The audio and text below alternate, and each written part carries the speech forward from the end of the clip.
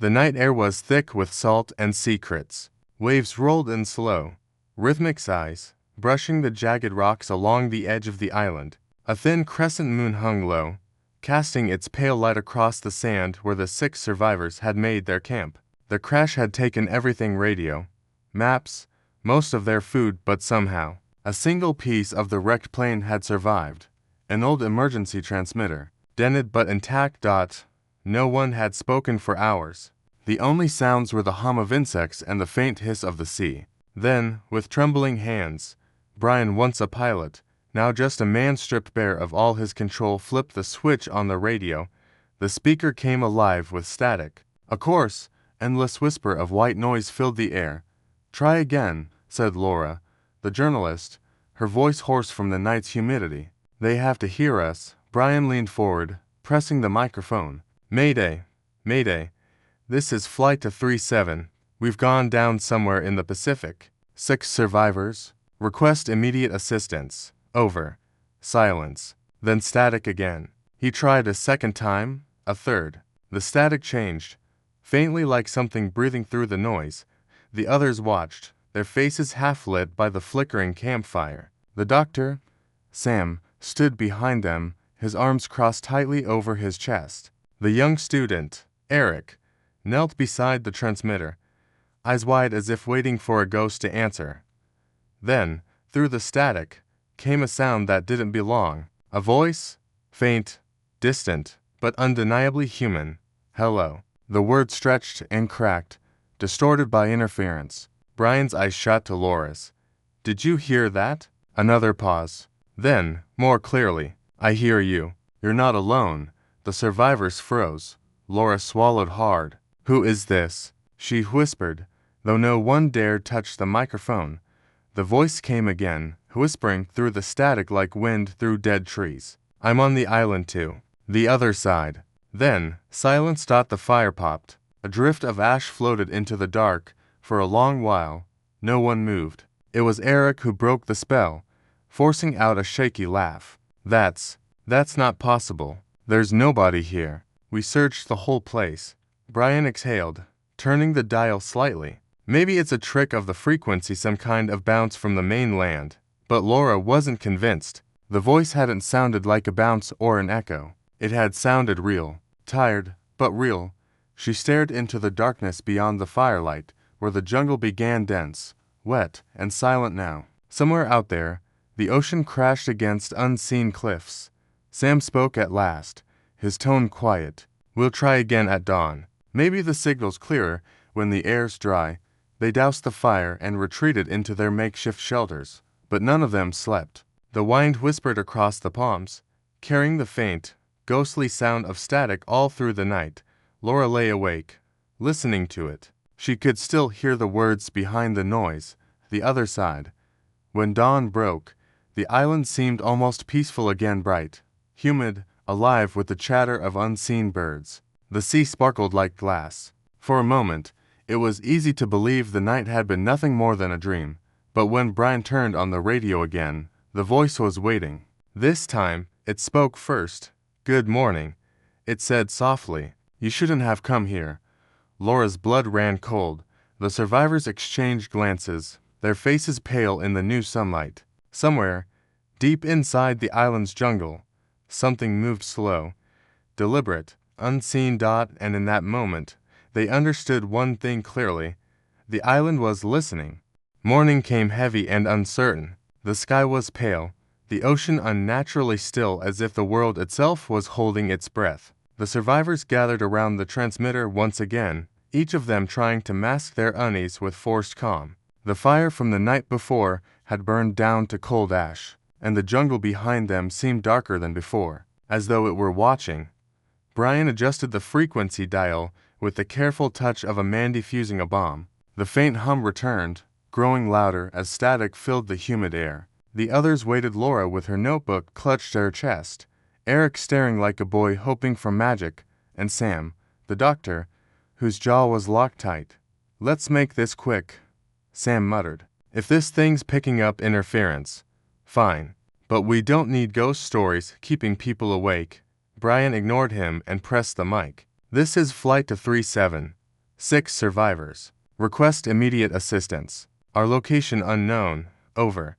For a few seconds, there was only static. Then, as if the island itself decided to breathe again, the voice returned. You shouldn't. Call again. The tone was wrong this time, lower, broken by bursts of interference, but the words were clear enough. Lavra stepped closer. Who are you? She demanded. Are you stranded here too?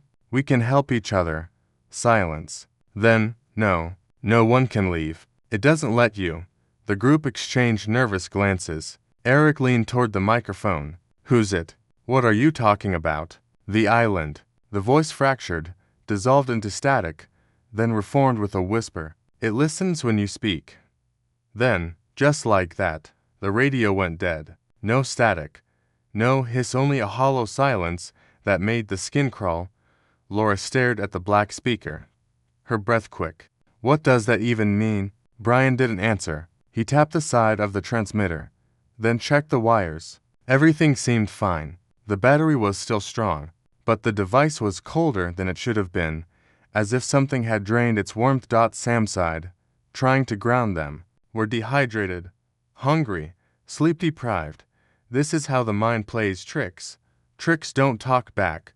Laura whispered. The doctor didn't reply. By afternoon, the group decided to explore further inland. If there truly was someone or something on the other side, they needed to know. The jungle was thick and wet, filled with the buzz of unseen life. Ferns brushed their legs, and vines hung like ropes from the high canopy. Every few feet, Laura glanced behind her, half expecting to see someone following. They walked for hours until the sun began to fall behind the trees. Then, just as they were about to turn back, Eric spotted it, a thin metal tower rising from the undergrowth. Almost hidden beneath a tangle of vines and rust. It was an antenna, corroded, forgotten. Brian approached slowly, brushing away leaves. This thing's ancient, he said, his voice hushed. Maybe from the 80s. Doesn't even look like it belongs here. Sam bent down and examined the base. The metal was branded with faded letters. U.S. Navy, 1987. Laura's heart pounded. That voice. It said the other side. Maybe this is what it meant. Eric stared at the silent tower. You think it's haunted? No one laughed. Brian circled around it, tracing a line of cables that disappeared into the soil. Even if this thing could transmit, there's no power source left. Then, as he said it, the air shifted. The antenna gave a faint, electric hum so soft they almost missed it. The metal began to vibrate. A burst of static exploded from the small portable radio still hanging from Brian's belt. He froze. The others turned. The sound grew louder, violent, piercing, until it formed words again. I told you not to come. Laura took a step back. What do you want from us? She shouted into the empty air. The voice answered, now distorted, echoing through every direction at once. It wants what it always wanted, to keep you here. The radio fell silent. The jungle seemed to follow, every insect and bird vanishing into an unnatural stillness. The group stood frozen in the clearing, the rusted antenna towering above them like a relic from another time. Brian finally whispered, let's go. Now. They didn't run, but they didn't walk either. They moved quickly, breath shallow, every sound behind them magnified by fear. By the time they reached camp, the sun had vanished behind the horizon. Lavra looked back once more toward the jungle. A single red light blinked in the distance just once, then died. That night, none of them spoke. The island was quiet again, but it was a quiet that felt alive. And when the wind shifted, carrying the faintest trace of static through the palms, it almost sounded like laughter. Darkness settled over the island like a heavy shroud. The wind had changed direction. It no longer came from the sea but from the jungle, carrying with it the scent of earth, wet leaves, and something else, something faintly metallic. Lavra sat near the fire, staring into the flames as they snapped and hissed. Every few seconds, she glanced toward the tree line, where she swore she'd seen it, the flash of that red light again, brief as a heartbeat, pulsing once before disappearing into the blackness. The others had tried to sleep. Eric lay curled under a torn survival blanket, twitching with restless dreams. Sam sat nearby, his back to a rock, eyes half closed but alert. Brian was the only one still awake, his gaze fixed on the portable radio, sitting between them like a loaded gun. For hours. It had been silent. Then, just after midnight, it began to hum again. A low, almost inaudible vibration, like the distant growl of an approaching storm. Brian stiffened. Laura looked up sharply. The fire cracked, throwing shadows across their faces. The static came next, soft, rhythmic, deliberate. Still there. Laura froze. The voice was faint, fragmented, but familiar, the same voice from before. Brian hesitated, then pressed the transmitter. "We're here. Who are you?" The answer came through in a whisper. "I tried to leave once too. It doesn't let you." Laura leaned closer. "What do you mean? Who's keeping you here?" A burst of static swallowed the reply, then words surfaced again, warped by distortion. "The island. It listens. It remembers." Then came a long pause. "It watches the red light." The radio clicked off. Brian slowly lowered the device. His knuckles were white. "The red light," he murmured. Laura's eyes darted toward the jungle. The firelight didn't reach that far, but the shadows between the trees seemed thicker now, like something was standing just beyond sight. A cold wind rippled through the palms. "Maybe it's a warning beacon," Sam said, his tone forced to rational. "Some old military tech malfunctioning. That antenna's probably connected to it." But none of them truly believed that. Minutes passed, slow and suffocating. Then Eric stirred in his sleep, mumbling words none of them could understand. Laura moved toward him. "Eric, hey, wake up." He jolted upright, gasping. Sweat glistened on his face. "I heard it," he whispered. "In my dream." The voice. It said my name. Brian frowned. "You were dreaming." Eric shook his head violently. "No, it wasn't a dream. It said it could see me through the trees." A silence fell over the camp. The ocean beyond was black glass, motionless. Then, from somewhere deep within the jungle, the red light blinked again, once, twice, a pulse that seemed to sync with the beating of their hearts. Laura stood, staring into the dark. "We need to find out what that is." Brian grabbed her arm. "At night, you've lost your mind."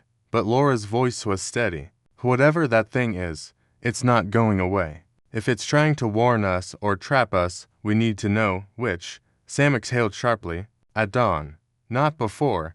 So they waited. The hours crawled by, and no one slept. The static returned twice more during the night, each time brief, each time closer, like the source was moving toward them.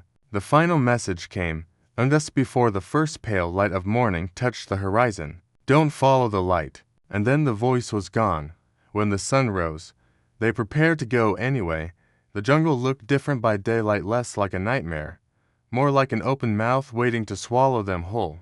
The air was hot and heavy, the sound of insects a constant buzz beneath the heartbeat in their ears. They followed the direction where Laura had seen the light, moving deeper than they'd ever gone before. Branches snapped underfoot. The terrain sloped upward, revealing the faint remains of an old path half swallowed by vines. An hour passed. Then another. Suddenly, Eric stopped. "Wait," he whispered. In a clearing ahead, the red light blinked once more. This time it was mounted to something, a weathered steel pole rising from the ground. The light pulsed rhythmically, steady, mechanical. Below it stood a small metal hatch built into the earth, rusted, sealed, half hidden by roots. Brian crouched beside it. Underground station. Maybe. Maintenance bunker. Laura knelt too, brushing away the dirt. The hatch was engraved with faded letters, barely legible beneath the corrosion. "Pacific Listening, POST 1987." Her mouth went dry. Sam's voice was low. "That's the same year as the antenna." The red light blinked faster, as if responding to their presence. Then, from the radio at Brian's hip, the voice returned louder than ever. "Don't open it." The sound was so sharp it made them all flinch. The light turned solid red, and from beneath the hatch came a slow, metallic thud. Something was moving below. The sound came again, deep and deliberate, echoing through the soil like the heartbeat of something enormous. A faint vibration rippled through the ground beneath their feet. Brian stepped back instinctively, while Laura knelt closer, brushing the dirt from the rusted hatch. Her fingers trembled.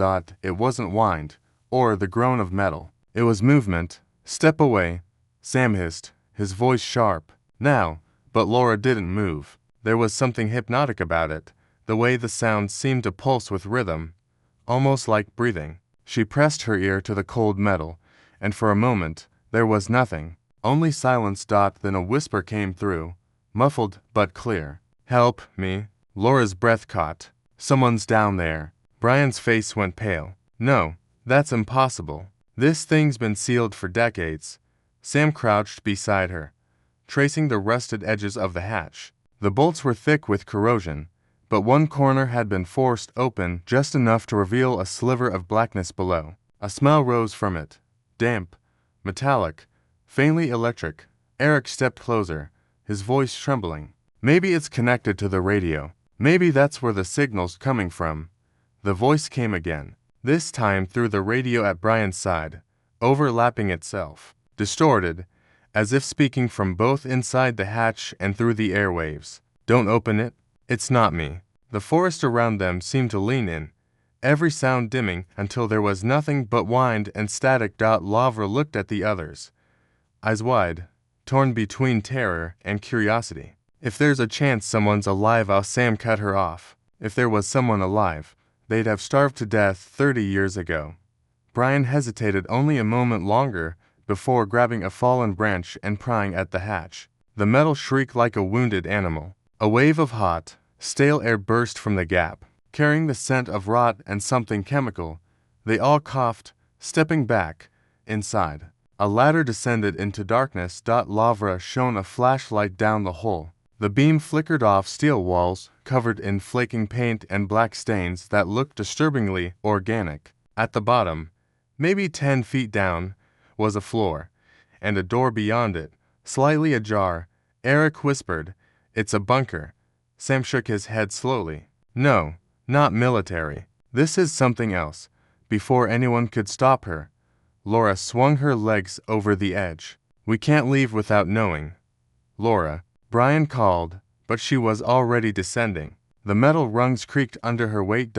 When she reached the bottom, the air was thick, humid, dense, humming faintly, like a living thing. The flashlight beam swept across the floor, revealing old papers, rusted tools, and something that looked like a recording device connected to tangled wires running into the walls. The door at the end of the corridor loomed in shadow. A faded sign hung crookedly beside it. Listening room access restricted. Brian climbed down after her, muttering curses under his breath. Eric and Sam followed reluctantly. Inside, the silence was oppressive. Even their breathing seemed too loud. Lavra stepped forward and pushed the door open. The room beyond was small, circular, lined with metal panels. A single chair sat before a cracked glass window that looked into an adjoining chamber, empty except for a radio console and dozens of blinking lights that somehow still glowed faintly, powered by something unseen.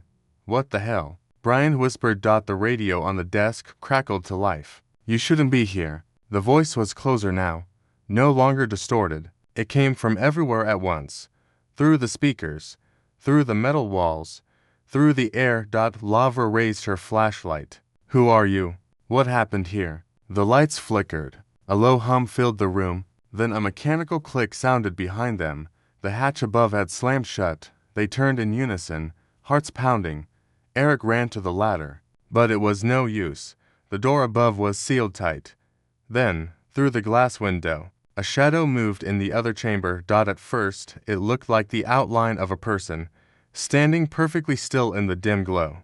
But when Laura focused the light, the shape shimmered, its form bending like heat waves on asphalt. It wasn't human. "Not completely?" Brian whispered. "Oh, God." The voice spoke again, soft and almost pleading. "It's awake now. You brought it back." The shadow shifted closer to the glass. The lights began to pulse red, slow, rhythmic, in time with the same frequency as the blinking beacon outside. Sam shouted, "We have to get out," and slammed his shoulder against the door. It didn't budge.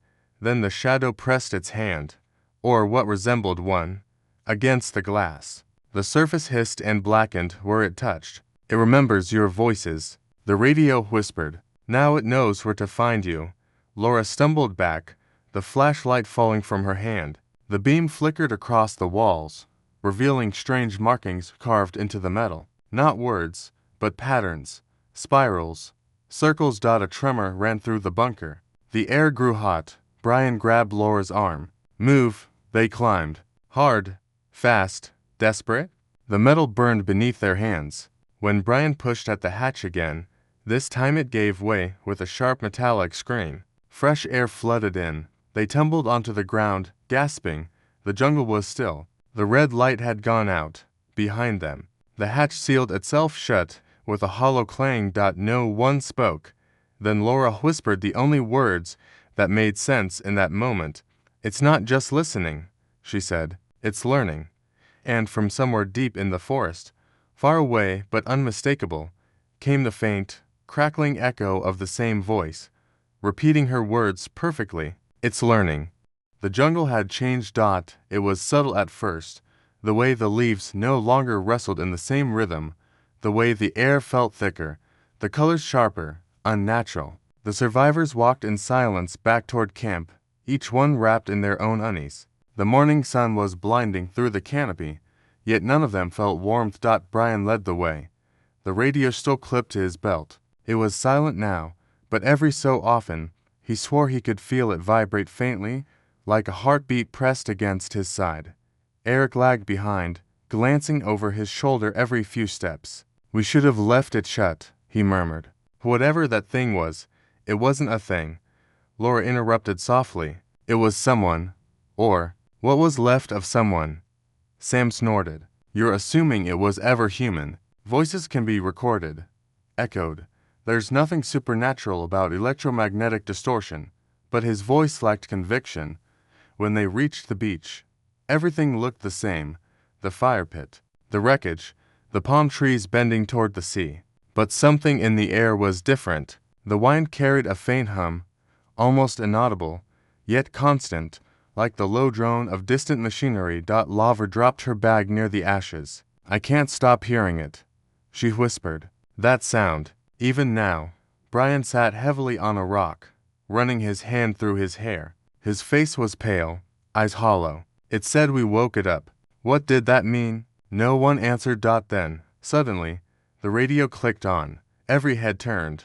"Testing. 1, 2. It was Laura's voice. Perfectly clear. She froze. That's me." The radio continued, repeating her earlier words from the bunker, tone for tone. "It's not just listening. It's learning." The air went cold. Brian ripped the radio from his belt and turned it off, but the voice kept playing. From the trees, from the ocean, from the ground. It echoed through the island like a recording played through invisible speakers, bouncing from every direction. Laura clamped her hands over her ears. "Make it stop." Then, silence. The next sound came from the jungle, a rustle, deliberate, heavy. Something moving through the undergrowth. Sam picked up a makeshift spear fashioned from wreckage. "Stay here." He moved toward the tree line, careful, alert. The others followed a few steps behind. The forest was darker now, even though the sun still shone overhead. The shadows seemed to stretch unnaturally long, wrapping around the trees. Then they saw it. A shape crouched between the roots. At first, it looked human. Same height, same build. But its skin shimmered like the surface of water, and its movements were wrong. Too smooth, too fluid. Eric gasped. "It's copying us." The thing tilted its head, mimicking his motion exactly. Brian whispered, "What the hell are you?" The creature opened its mouth, and Brian's own voice came out. "You shouldn't have opened it." They stumbled back. The creature rose to its full height, and for a moment, it was Brian, his face, his stance, his eyes. Then the image flickered, melting into Laura's form, then Sam's, then Eric's, each time perfect, each time more real. Laura's chest tightened. "It's using what it heard." The radio on the ground crackled again. "It learns what you say. It becomes what you remember." The thing took a step forward, its face now completely Laura's. "It's learning," it whispered, in her own voice, calm and eerily tender. Brian grabbed a flare from the supply pack and struck it. The red light burst through the shadows, washing the creature in harsh color. For a second, it hissed and reeled back, its skin rippling like liquid fire. "Run!" Brian shouted. They sprinted through the forest, crashing through vines and branches, the flare flickering wildly in his hand. Behind them came no footsteps, no sound, only the faint hum of static that grew louder the farther they ran. When they finally reached the beach, the sound stopped, the sea stretched endless and silent before them, the horizon a thin white line. Laura bent over, gasping for breath. "It was us," she said finally. "It's using our words, our voices. It's—" Sam interrupted her with a shaky hand raised toward the jungle. "Look."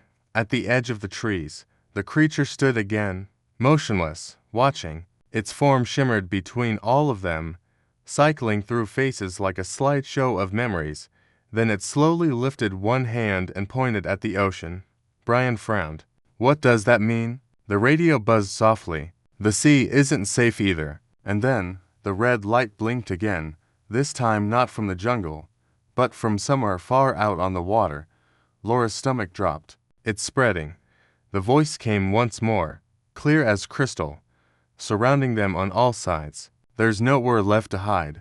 The flare burned out, leaving only darkness and the whisper of waves against the shore. The sun beat down relentlessly, casting long shadows across the white dunes of the island's southern beach. Laura, Mark, and Richard the soldier staggered along the scorching sand, sweat running down their faces, dust clinging to their clothes. The heat was oppressive, yet they moved forward, driven by a strange compulsion, the memory of what Brian had said about the other side and the strange signals they'd been hearing. "Look there," Richard said, pointing toward a patch of sand that appeared oddly uneven. "It's sinking, like something's beneath it." Laura stepped closer, careful. Her fingers brushed the surface. The sand felt cooler than it should have under the relentless sun, almost unnaturally so. She frowned. "This doesn't feel right," she murmured. Mark knelt and began brushing away the top layer. The grains fell easily, revealing a metallic surface beneath, smooth, cold, not rusted like the wreckage scattered along the beach. Her heart skipped a beat. "This isn't from our plane," Mark whispered, tracing a strange symbol etched into the metal, 3 concentric circles within a triangle. "It's not civilian. Something else entirely." Richard crouched, pushing the sand aside further. Then a low hum resonated from the buried structure. At first barely audible, it grew louder, vibrating through the solace of their feet. "Step back," Richard shouted, but it was too late. The sand shivered beneath them, almost alive, and with a hiss, a narrow opening split the surface. A rush of cold, metallic air escaped, carrying with it the faint smell of ozone and rust. Laura leaned closer, peering inside. Her flashlight caught gleaming panels and strange instruments glowing dim green, untouched by time yet humming with life. "It's an underground facility," she whispered, all mixing with fear. "Not just buried debris, it's a station of some kind." Richard's face was pale. "Or a storage bunker, and judging by the tech, it's not new." The three of them exchanged glances, understanding the danger but unable to tear themselves away. For a moment, they simply stared at the dark entrance, the green glow beckoning like a heartbeat from beneath the earth. When they returned to the camp later, trying to explain what they had found, no one believed them. But as night fell, the beach seemed alive again. A faint hum like the echo of the buried station drifted through the air, persistent, low, and undeniably mechanical. The survivors huddled close to the fire, listening. Every gust of wind, every whisper of the waves, now seemed tied to that hidden structure beneath the sand, and somewhere deep below, something was waiting.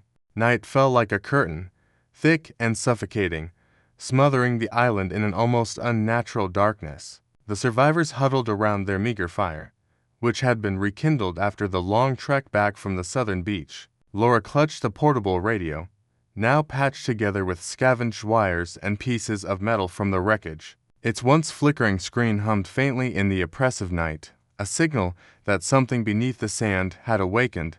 The others remained quiet, each lost in their own thoughts. Mark, the journalist, stared out toward the jungle, his expression taut, as if expecting unseen eyes to materialize among the thick shadows of the palm trees. Richard, the soldier, sat with his back straight, scanning every movement, every flicker of leaf or branch. Even Brian, the pilot, who had been their anchor since the crash, looked unsettled, his hands clenched around his knees, knuckles white, eyes darting toward the unbroken darkness of the jungle. Lavras switched on the radio.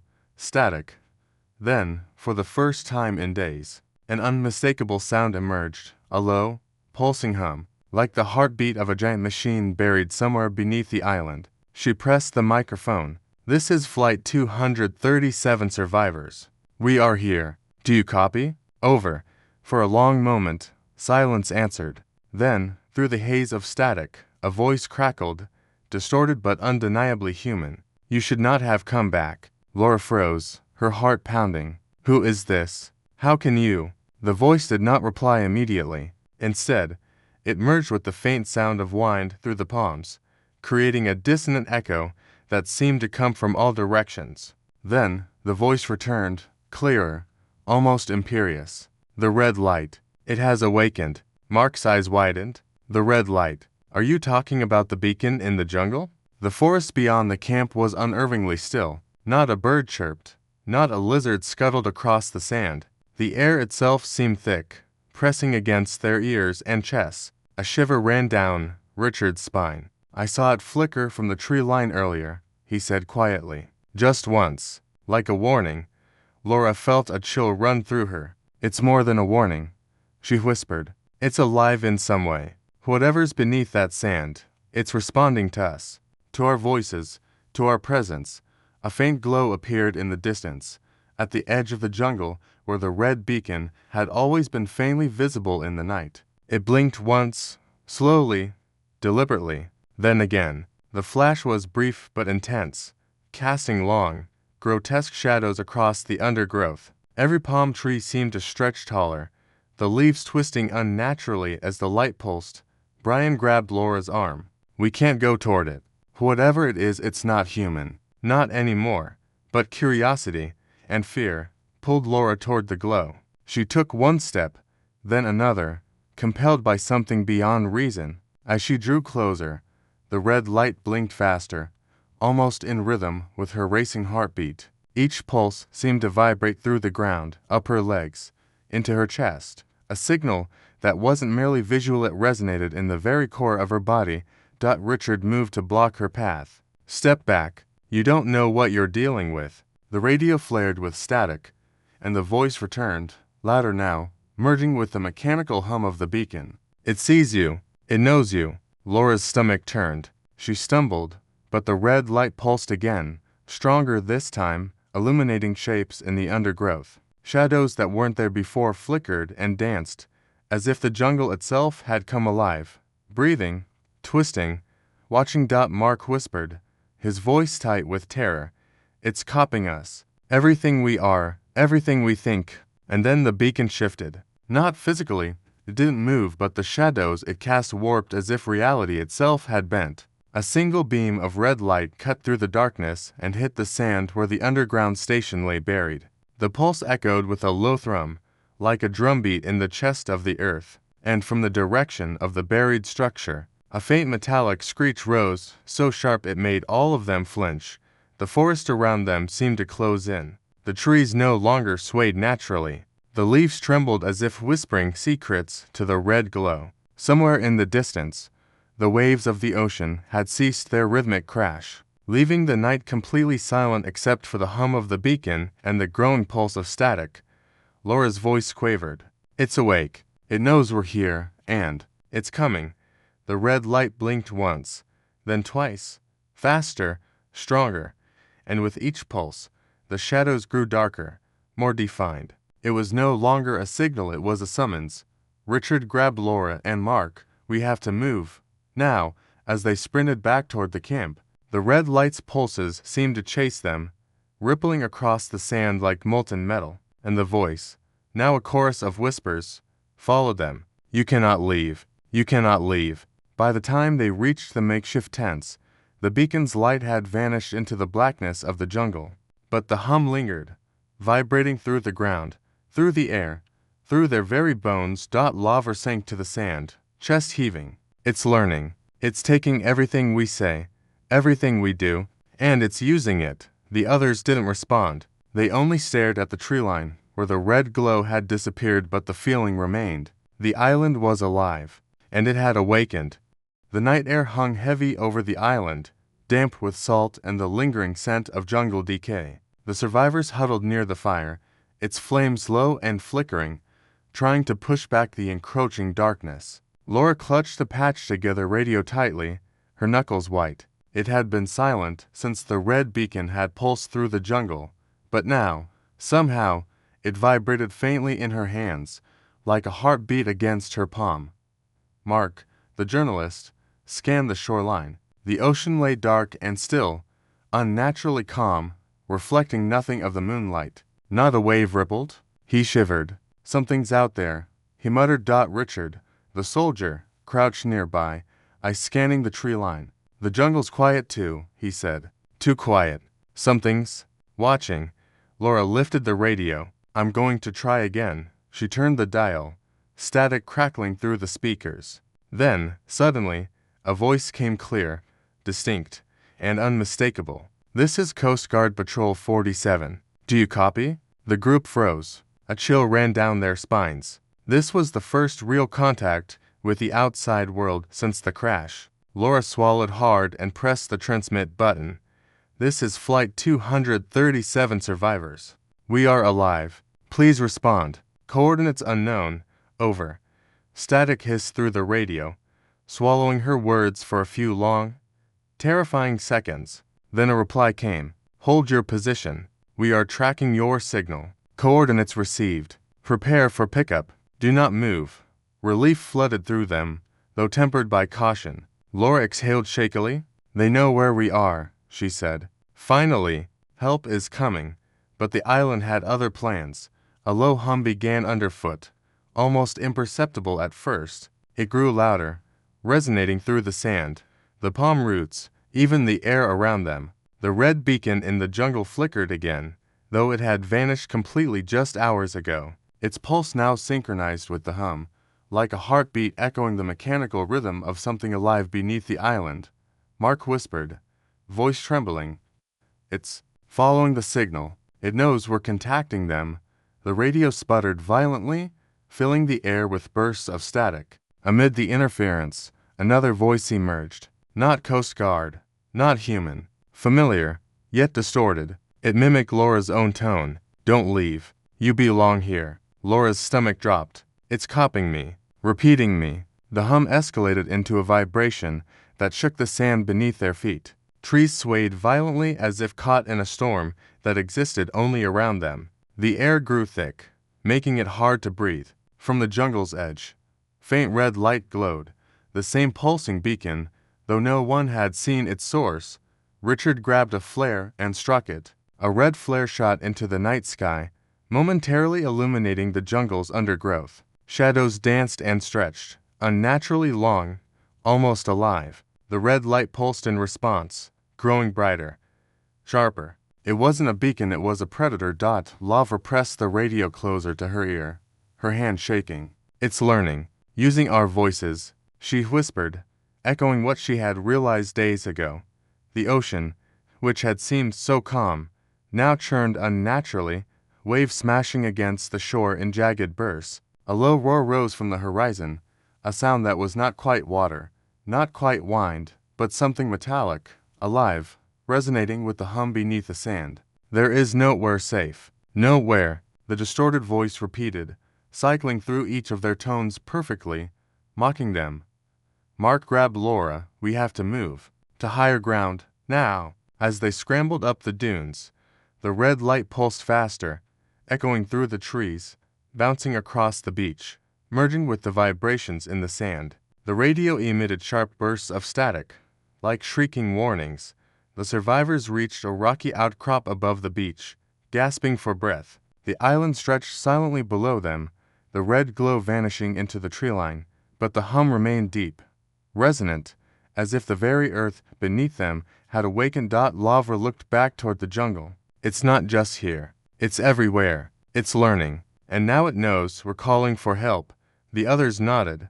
Fear and determination etched into their faces. The signal from the sea might bring rescue, or it might awaken something far worse.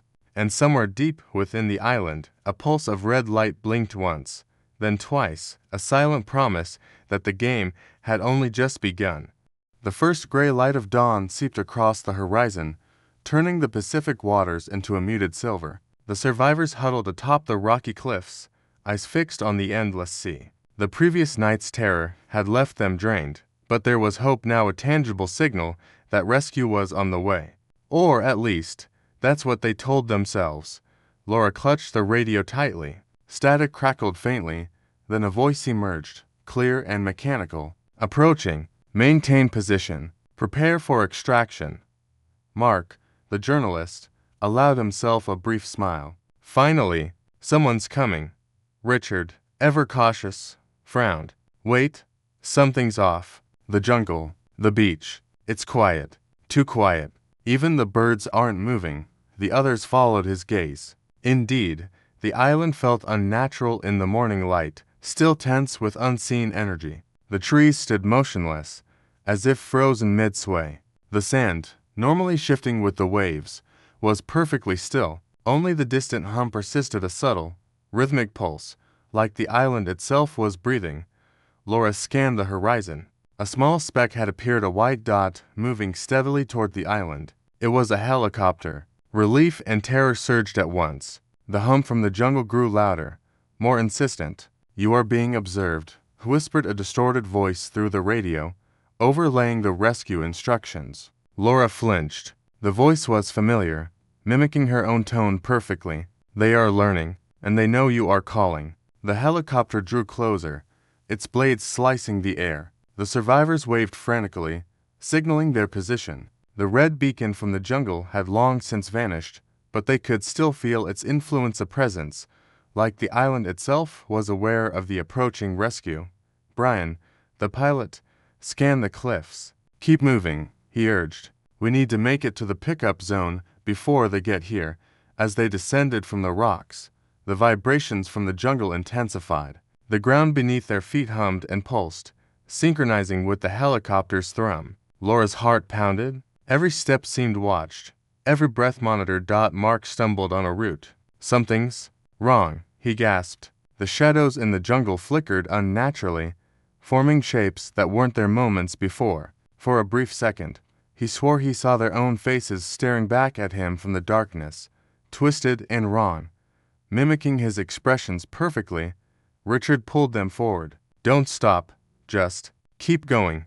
The helicopter hovered above the beach now, and a rope ladder dangled from its open door. The survivors ran toward it, adrenaline surging. Laura grabbed the first rung, then Mark and Richard followed. As they climbed, the red light pulsed in the jungle one final time, a rhythmic flash that seemed like a heartbeat, synchronized with the hum still vibrating beneath the sand.